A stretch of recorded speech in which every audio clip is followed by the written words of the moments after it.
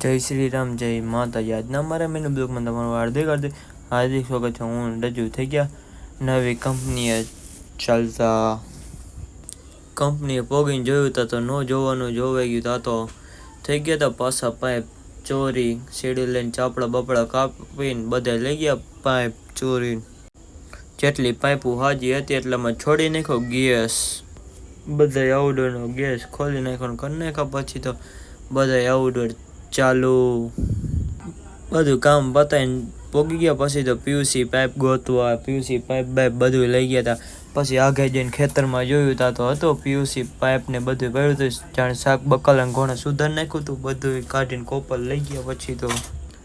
પછી તો આપણને દેખાઈ ગયું બાજુમાં આંબલીનું ઝાડ। પછી આપણે તો વાંદરા ઘોડા લટકાઈને પાડી લીધા। ઘણી બધી આંબલી ઘડીક થયું તો આવી ગયા પવાભાઈ ને લટકાઈ ગયા। બધા લટકાઈને પાડી લીધા। ઢગલો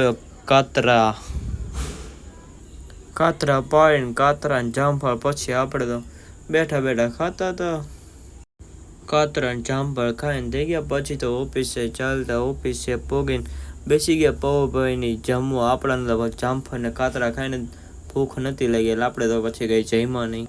જમીન કરી નાખ્યું। કમ્પ્રેસર બદલાવાનું ચાલુ। કમ્પ્રેસર બદલાવતા હતા તો રજૂ લઈ આવ્યો ટાઢું। આપણે તો પછી તો પી નાખ્યું ટાઢું। પવાભાઈ શીખવાડતા હતા સરપંચને ડુમડુમ ડણાવ। ઘરે પોગી નાઈને ધોઈને થઈ ગયા। પછી તો ઉમિયા સર્કલે ચાલતા ઉમિયા સર્કલે પોગી ગયા આપણી ભાઈની દુકાને।